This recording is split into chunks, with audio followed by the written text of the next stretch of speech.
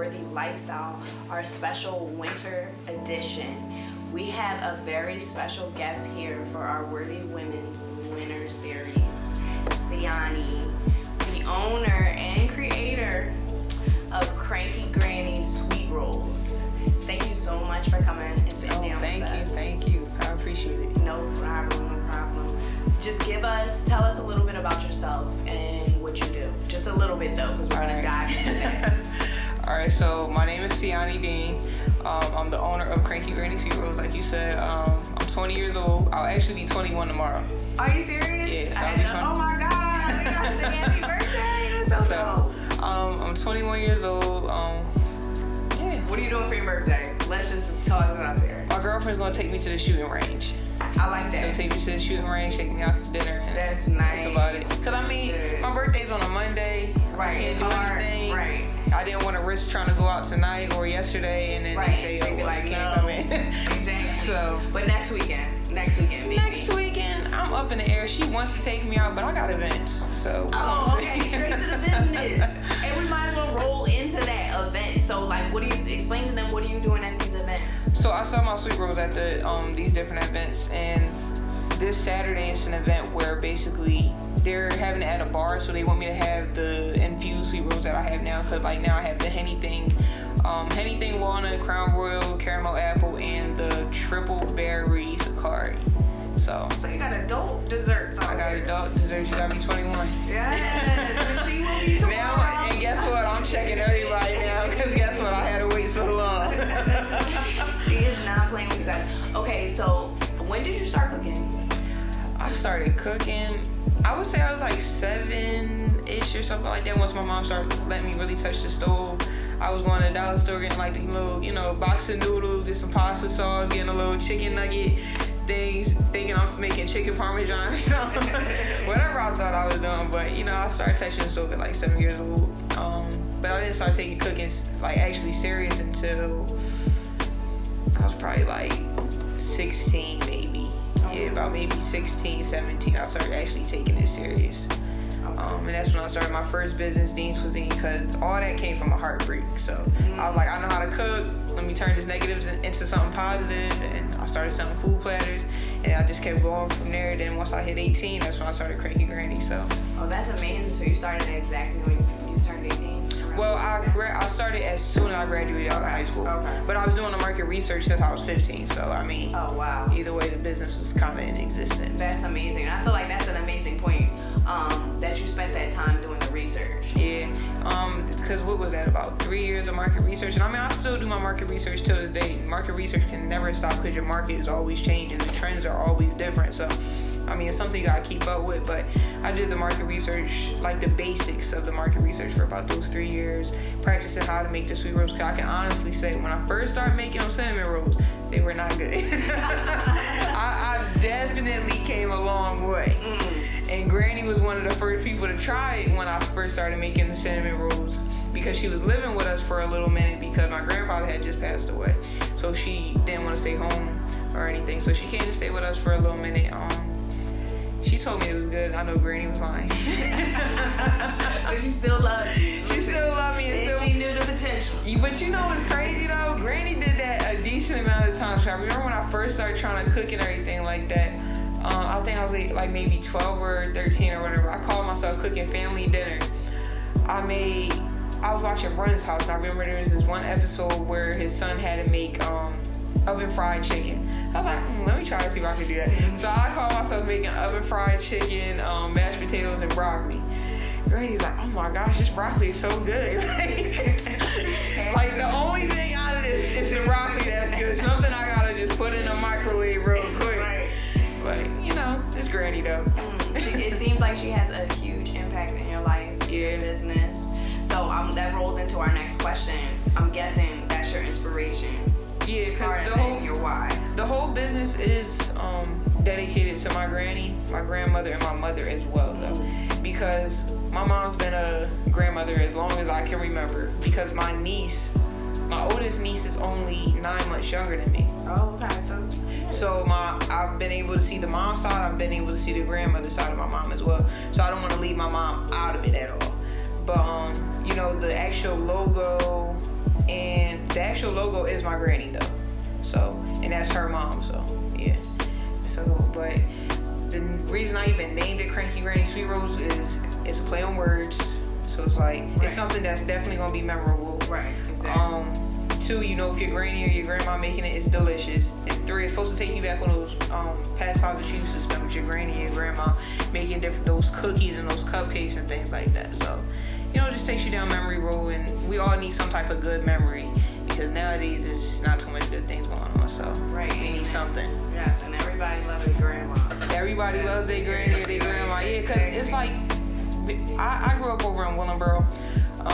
It's the suburbs, but majority of the people that live in Willingboro came from Philly, Camden, Trenton, New York. Like they came from urban areas.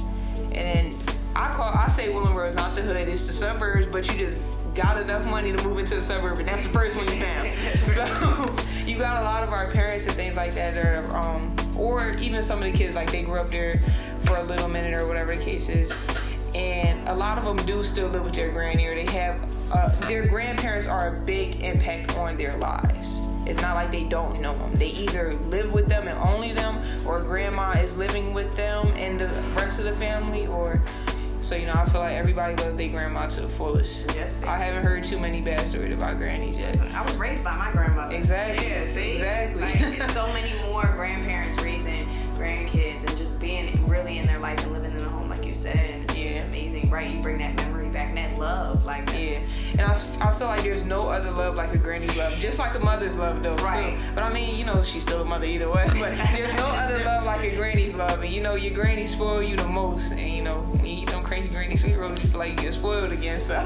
Yes, you do. Yep. But it's just not sweet rolls, right? Well, no, sweet rolls is the main thing of it. I have a separate business called Dean Cuisines. Okay. Let's go into that. Now, Dean's Cuisines, I was doing it for a little minute and then I stopped, but then I picked it back up because I started thinking, I was like, I don't want people to get me confused and take all the focus away from the sweet roll, so I stopped doing it for a while. But then I was like, how about this? I'm gonna just make sure I make both of them every single time I'm selling platters. I'm gonna always have sweet rolls. Anytime I have sweet rolls, I'm gonna make sure I have platters. That way I can keep the attention on the food and the sweet rolls. So you already know you got your dessert. You don't have to go to the dollar store, to the Acme or the ShopRite or whatever the case is, and go get you some cinnamon rolls or some tasty cakes. You already got something right there. Then it's freshly baked. It's not too many people I know that's ever had like freshly baked bread or cinnamon rolls. And it's always like a cupcake or a cookie, but I mean, so many people do that. How often do you get a freshly baked cinnamon roll? Right. It's not too often. At all. And everything's made from scratch, from the dough, the glaze, and the toppings. So that is amazing. We give you that full authentic feel, all that granny love inside of it. That is so amazing. Yep. I like that. Yeah, I saw that you make platters as well, and I just have to say that they always look amazing. Appreciate it. Thank you. Please never hide that talent. Ever. I feel like I was depriving myself from it for a little while. I was trying to hide that talent for a minute, but I was like, if I can capitalize off of it, why not? And it's something I genuinely enjoy doing. Like I can do anything with food. I can just look at it like, I can turn that into something else. Like, I have a genuine love and connection with food and baked goods, so it's just like, why ignore that side of me? It's just like so many people I feel nowadays, they have a talent, but they don't use it because they want to keep giving themselves too many excuses. I didn't have any, like, whatever excuse I was going to let come out of my mouth, it wouldn't make sense on me not to do what I want to do, what I'm talented to do. Like, and I wish there were so many other people that actually took their talent and actually used it rather than just hide it in the closet like how I was trying to do for a while. So that is so amazing, and I think you really touched on some really great things.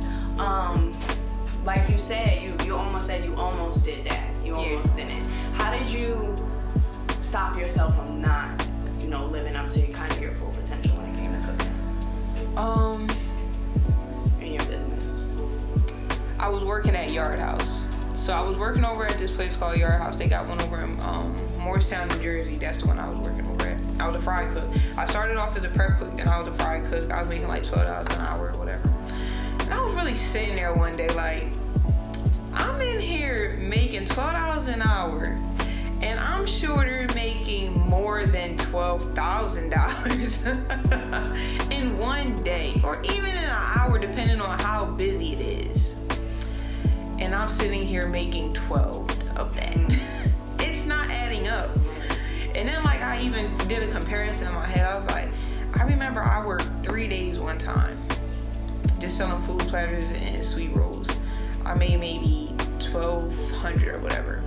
So I'm like, okay, I can cook. Like I can do this on my own. Why am I gonna come here and get 48 hours, however much I'm gonna get in one day of working when I can literally triple, quadruple that? It doesn't make any sense for me to keep on going to work every single day and I can do it myself. So I just basically turned it into a learning experience where it's like, all right, I'm gonna learn what I can learn here. I'm gonna quit, and I'm just do my own thing. So that's basically what happened. Right. So. And I think it's so important for people to realize that too, is that some of these jobs that we have is really about just learning from them and getting that experience so that you can create your own. Yeah. And it's really about just having that faith in yourself, getting over that fear. Like you said, like they're making all that money and I'm only making 12. And we can do the same exact thing. Right. Our slaves. I used to and I know a couple people that work in restaurants, like they work long. They do not care about you. And I can honestly say, like they've had me in there at times when I was sick. Right. Other cooks was sick, like to the point where you can't even talk. Like your voice is mad raspy. They don't care. Like they want you to be in there and cook the food still. And me personally, whenever I get sick, I'm not cooking because I just don't want to be in contact with somebody else's food and they possibly get sick. Because whatever I had can turn into something else for them. I don't know what other things they have going on. But in the restaurant business, they do not care. And that was another thing that pushed me, because I was like, they don't care enough for their customers. They care about getting that dollar. I need to care enough to not even put myself in a position where I'm gonna keep letting you be, one, make me a slave, and two, keep on working and I'm infected. No. Right. And that's not getting even half the money that you deserve. Exactly. Like it pisses me off sometimes when I think about it, because it's just like, what? I can't even believe it. But like I said, I turn every and what some people would say a loss into a lesson. I find a lesson in literally everything that ever happens. Like I just got the truck. Even if I was let's say that I didn't have all my paperwork done the right way and they decided to tow my truck or whatever case, or somebody took my truck, I'm gonna find some type of lesson in that still to make me not have to just sit in my drop and sit in my own funk. Like I did with the heartbreak. I gotta turn that negative into a positive. So that's just what I always do. Yes. So. And the truck she is talking about is her food truck. She's a 20-year-old entrepreneur with her own food truck. Yeah. So tell them just a little bit about that move. I know you haven't opened it yet, but you haven't, and we need to celebrate that part at 20 years old, before even your 21st birthday. I'm happy about it. I'm happy, but I keep telling people it's just so hard to be happy for yourself when you got so much going on, and that's something that I do need to stop doing, is being so distracted about everything that I'm doing right now and start art.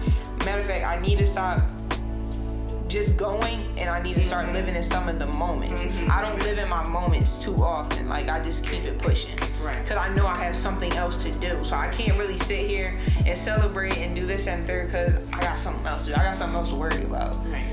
And that's bad, but I just feel like I'm not at that point yet where I want to even celebrate myself. Like I just feel like I always gotta keep on kicking myself. Just keep on going, keep on going, keep on going.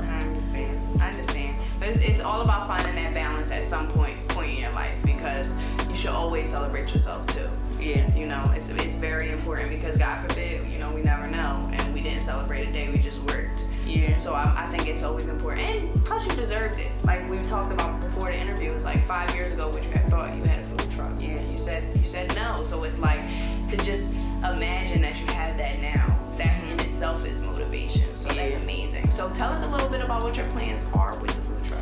All right. So one of my biggest plans with that truck is, one, it's not going to be a food truck anymore. It's strictly going to be Cranky Granny Sweet Roll truck. So it's not, once I get the truck going, food is going to go to the side for a minute. I'm gonna have to put it to the side for a minute because this is another thing on why I stopped doing the food and then I started doing Cranky Grannies like full time or whatever.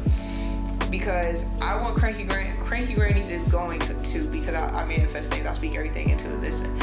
Cranky Granny Sweet Roast is going to be a franchise. I didn't necessarily want to take food and make it into a franchise until maybe a year ago I started thinking about it. But even still, Cranky Granny Sweet Roast is going to be the first franchise, and I'll have another one after that. I'm still trying to figure out all the kinks and everything to how I want to do the food, because I don't want to just be one of the people that come out with just that one nice restaurant or cafe. Like, that's just not me. Me personally, I look into franchising. So like, I want to have that next, like, quote unquote TGI Fridays or Red Lobster, like something that is just gonna come off natural to something like, yo, we going to so and so tonight, right? Like for our birthday celebration and things. Like, I want it to be like a family known name in a household where, you know, it's not too foreign to anybody. So, and it will happen. Yeah. Definitely. I'm telling you, I manifest everything. I manifested a truck. I posted on Facebook earlier in 2019, or it was the end of 2018. I said, I'm gonna have my first food truck or storefront by the end of 2019. Now, I'm not even gonna lie, at that moment, I meant it, but at the same time, I was just like, how the hell am I gonna get it done? I didn't know how I was gonna get it done. And honestly, that truck fell right into my lap. I seen it, I was riding by it a couple times, I was like, I'm gonna just get the truck. So then I finally did, and then I sat there and thought about it. I was like, yo, I just made a post like earlier this year or the end of last year saying I was gonna get this truck. I was taking a couple days trying to find that post. I could not find a post, but I remember exactly how I worded it, the emojis and everything I had in it. But I was just like, yo, see, I definitely manifested this. It's true. Because I literally spoke this into existence. I said I was going to do it, and I literally got it done. And I see that in a lot of the things that I do. And people don't understand, like, your words mean so much. That's why they say that your words hurt more than any physical thing that can happen. After a couple of physical therapy sessions, you can get that together, but you'll always remember whatever somebody says to you, or however somebody makes you feel. Just like with the whole thing with Cranky Grannies, you'll always remember that loving feeling that your granny gave you. So, like, I don't know, man. You gotta manifest everything. Your words is powerful, man. Your words is powerful. It's so true. I tell people all the time, the law of attraction is so true, because when we start to believe in it and we start to think it, then we move that way. There is one thing that I did want to ask you about that was going on in the news lately that I just wanted to get your opinion on. Recently, people have been in a tizzy about people proposing the idea of implementing LGBTQA history into school districts. People have been opposed to it. You even informed me a little bit earlier that you even know some people from the gay community that are even opposed to it. Yeah. So let's talk about that a little bit more. Fill the people in a little bit more about what's going on, because I didn't give them many details. And then let's go back and forth and talk about it. Okay, so I basically seen an article on Facebook and other platforms and everything like that, where they're going to start teaching LGBTQ history in certain school districts, certain states, and whatever the case is. There's a lot of people that I've seen aren't too fond of the idea, because they have the mindset on, well, why are you teaching LGBTQ history before you're teaching Black history? Now, I get it, because you should be teaching both histories, but what is such the big issue with them teaching LGBTQ history in general, though? I feel like a lot of people are just thinking, oh, they're going to be teaching my kids how to have sex and do this and the third. Like, it's not even about that. It's about them teaching about those influential people that were ignored for so many years, just for the simple fact that they are gay. They didn't want to mention them because, oh no, we're not mentioning him because he was gay, but we're going to mention this straight one. And that straight one may have not even did as much as that one, or they'll just give all that credit to the straight person, because they don't want to make it seem like these LGBTQ people can do anything good in this world. Now, I look at it this way. If you're a teacher or you're whoever you are, and you may want to even invite me to come speak at your school, but you're opposed to the fact of them teaching LGBTQ history, you shouldn't even want me to come speak at your school for the simple fact of I'm part of the LGBT community. So you want me to be an inspiration to your kids, but you don't want me to be an inspiration to everyone in a sense. It's like you want to ignore a certain part of me. And now I'm not saying me being gay is a very big part of me, because it's not much. But if you're going to ignore the others, ignore me as well. Don't put me into this specific category, because I'm not going to keep on pointing and say, oh, I'm the gay baker, I'm the gay this, I'm the gay that. I don't have to say that to still be part of that community as well. So I feel as though it's okay.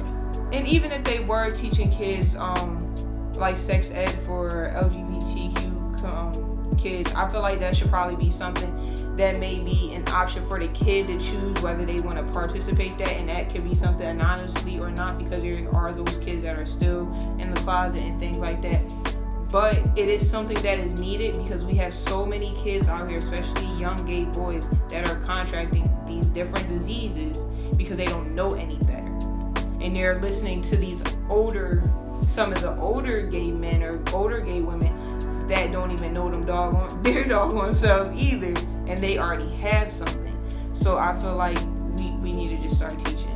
We need to start teaching about the LGBT sex ed, but that's the least of my worries in a way. I feel as though we definitely need to focus in on those influential people in the LGBT community as well. And the article was actually about that. It didn't say anything about them teaching anything about sex.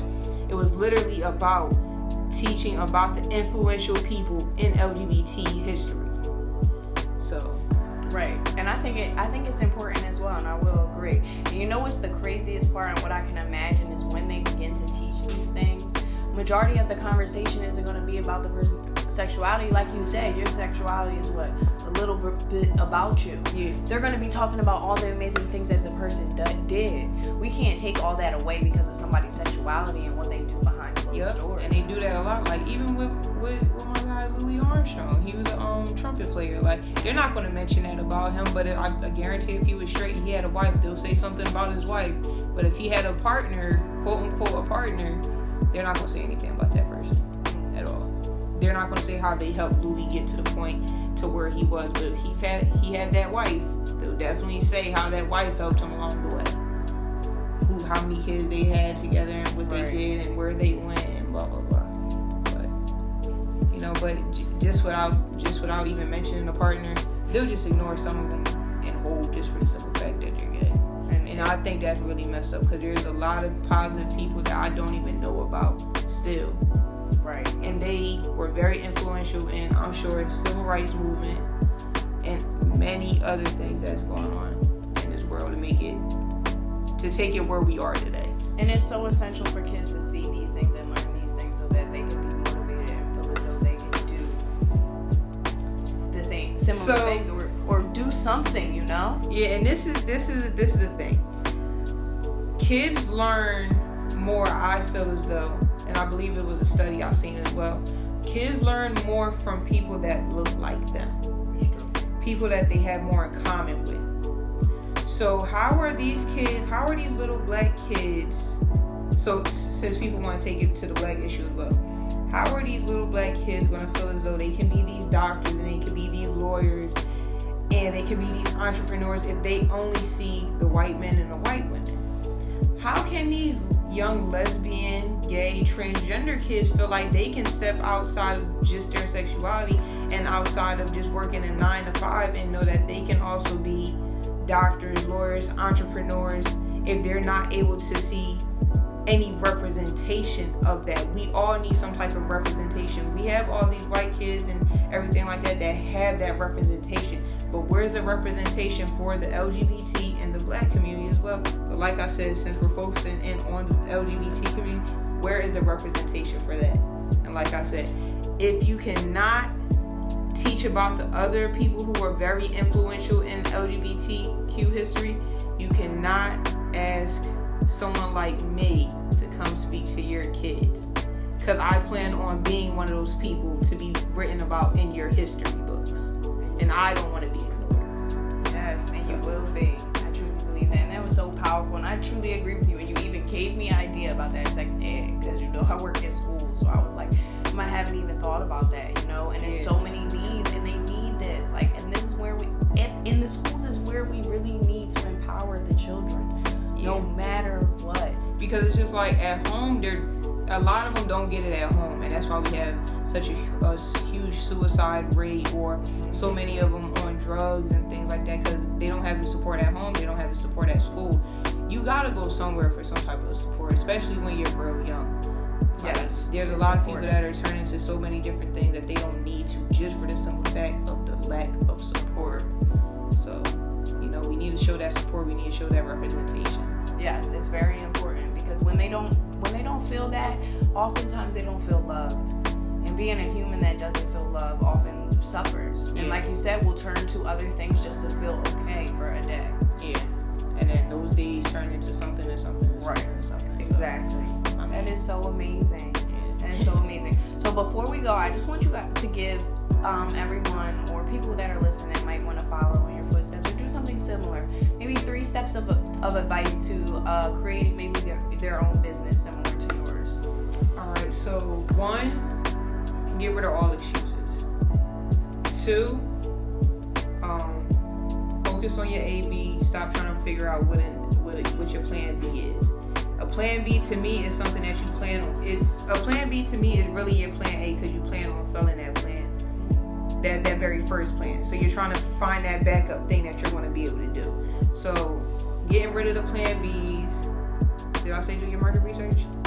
No, you haven't. But all right, so that's the 3rd one. Make sure you do your market research, because you need to know about your market. You need to know what is trending, what people want, what people do not want. Don't just try to go off the top of your head and be stubborn about it. Stop taking things so personal.